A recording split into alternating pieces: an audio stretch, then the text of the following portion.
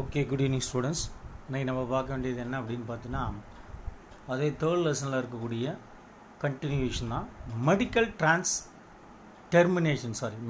Termination of pregnancy, MTP அப்படின்னு சொல்லக்கூடியது. So medical method of abortion is a voluntary or intentional termination of pregnancy in a non-surgical or non-invasive way. Here there is a early medical termination is extremely safe up to 12 weeks, the first trimester or pregnancy, and generally has no impact on a woman's fertility. Here the abortion during the second trimester is more risky as the fetus becomes intimately associated with the maternal tissue. Here the government of India legalized MTB in 1971 for medical necessity and social consequences with certain restrictions like sex discrimination and illegal female feticides to avoid its misuse. The MTP performed illegally by unqualified quacks is unsafe and could be a fatal. MTP of the first conception may have serious psychological consequences are there. Okay, sexually transmitted diseases. Here there is a number of sexually transmitted diseases are there. What are they? The sexually transmitted diseases are venereal diseases or reproductive tract infections, RTI, are called as sexually transmitted infections. Here normally STI are transmitted from person to person during intimate sexual contact with an infected partners. Infections like hepatitis B and HIV are transmitted sexually as well as by sharing of infusion needles, surgical instruments, etc. with the infected people. Blood transfusion are from infected mother to baby. People in the age of 15 to 24 years are prone to these infections. The bacterial STI are gonorrhea, syphilis, concrod, chlamydia, and lymphogranuloma, venereum. The viral STI are genital herpes, genital warts, hepatitis B and AIDS. Trichomoniasis is a protozoa STI and candidiasis is a fungal STI. STI caused by bacteria, fungus and protozoa or parasites can be treated with antibiotics or other medicines. Here, whereas the STI caused by virus cannot be treated, but the symptoms can be controlled by antiviral medications. Latex condoms uses greatly reduces the risk but does not completely eliminate the risk of transmission of STI. Okay, how to prevent the STS? Prevention of STS: avoid sex with the unknown partner, multiple partners, use condoms. In case of doubt, consult a doctor for diagnosis and get complete treatment. Then cervical cancer. Here the cervical cancer is caused by a sexually transmitted viruses called human papilloma virus, HPV. HPV may cause abnormal growth of cervical cells or cervical dysplasia. The most common symptoms and signs of cervical cancer are pelvic pain, increased vaginal discharge and abnormal vaginal bleeding. The risk factors for cervical cancer include having multiple sexual partners, prolonged usage of contraceptive pills. Cervical cancer can be diagnosed by a papilloma smear, a PAP smear combined with the HPV test, X-ray, CT scan, MRI and a PET scan may also be used to determine the stage of cancer. Here the treatment options for cervical cancer include radiation therapy, surgery and chemotherapy. Here modern screening techniques can detect the precancerous changes in the cervix. Therefore, screening is recommended for women above 30 years once in a year. Cervical cancer can be prevented with vaccination only. Primary prevention begins with HPV vaccination of girls aged 9 to 13 years before they become sexually active. Modification in lifestyle can also help in preventing cervical cancer. Healthy diet, avoiding tobacco usage, preventing early marriage, practicing monogamy and regular exercise minimize the risk of cervical cancer. Then infertility. Here inability to conceive, to produce children even after unprotected sexual cohabituation is called infertility. That is the inability of a man to produce sufficient members or quality of sperm to impregnate a woman, or inability of woman to become pregnant or maintain a pregnancy. The causes for infertility are tumors formed in the pituitary or reproductive organs, inherited mutation of genes responsible for the biosynthesis of sex hormones, malformation of the cervix or fallopian tubes, or inadequate nutrition before adulthood. Long-term stress damages many aspects of health, especially the menstrual cycle. Ingestion of toxin, heavy metal cadmium, heavy usage of alcohol, tobacco, and marijuana, injurious to the gonads and aging, also cause infertility. Then, what are the other causes of infertility? The pelvic inflammatory disease PID, uterine fibroids, and endometriosis are the most common causes of infertility in women. Low body fat or anorexia in women, that is psychotic eating disorder characterized by the fear of burning weight, unstrengthened dates and swollen veins, varicoceal in scrotum. Tight clothing in men may rise in the temperature in the scrotum and affect sperm production. Underdeveloped ovaries or testes. Female may develop antibodies against her partner's sperm. Males may develop an autoimmune response to their own sperm. Okay, the next one is 3.8 Assisted Reproductive Technology, ART. Here there is a number of techniques also involved in.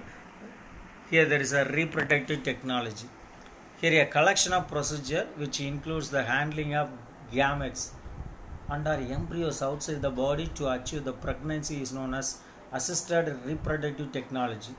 It increases the chance of pregnancy in infertile couples. ART includes intrauterine insemination, in vitro fertilization, embryo transfer, zygotes intrafallopian transfer, gamete intrafallopian transfer, intracytoplasmic sperm injection, then preimplantation genetic diagnosis, oocytes and sperm donation, and surrogacy. Here the first one is intrauterine insemination. Intrauterine insemination, there is a procedure to treat infertile men with low sperm count. This sperm is mostly collected either from a husband or from a healthy donor, and it is introduced into the uterus through the vagina by the catheter after stimulating the ovaries to produce more ova.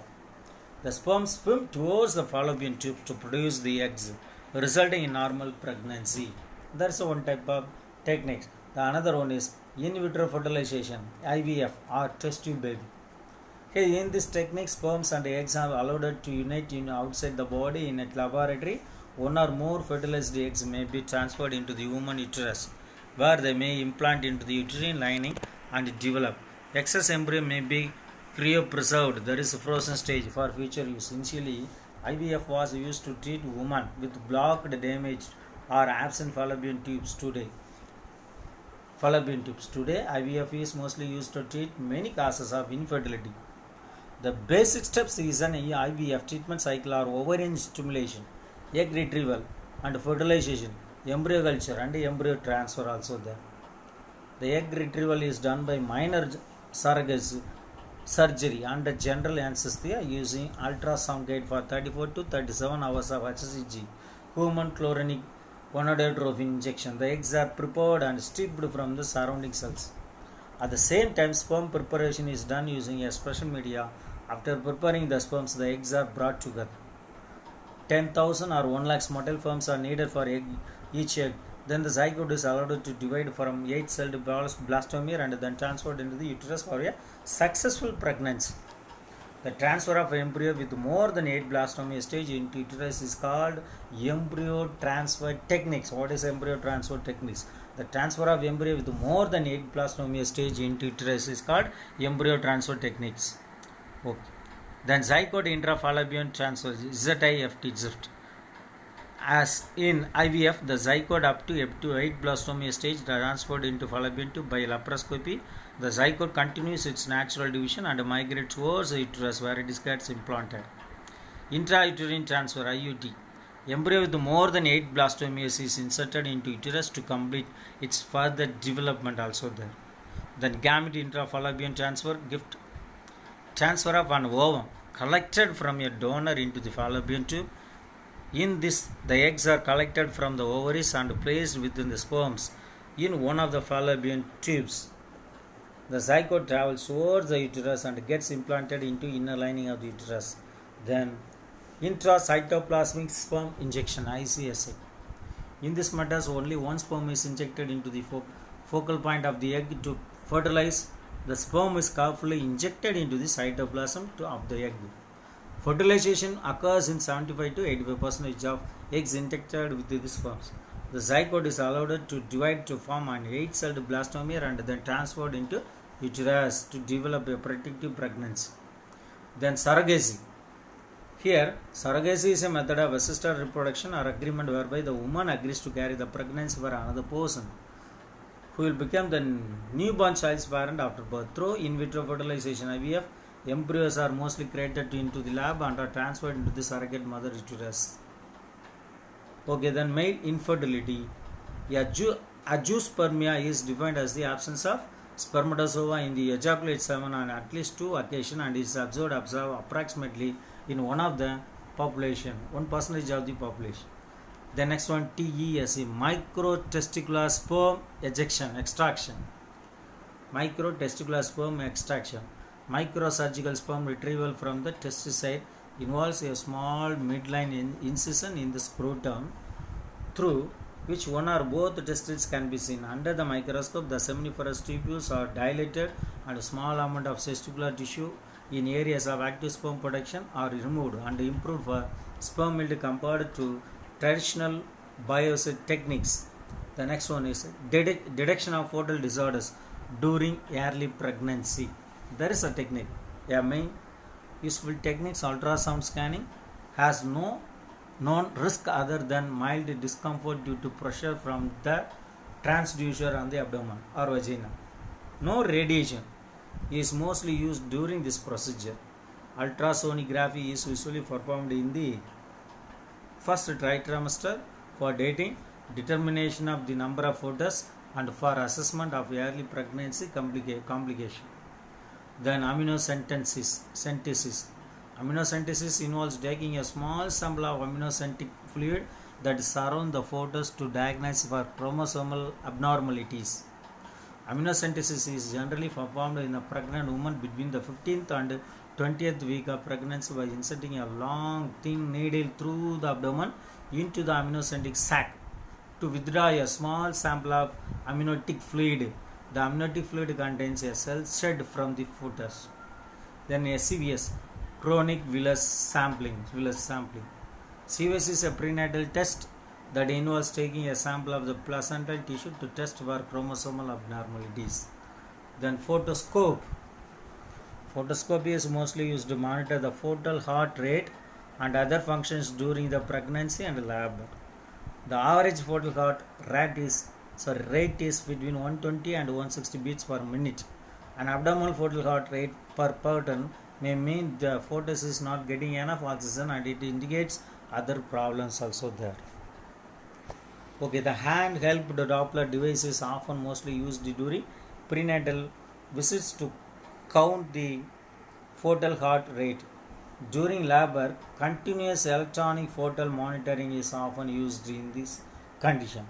Okay, up to this one, your totally 25% of zoology portion is over. Thank you, students. Thank you, one and all.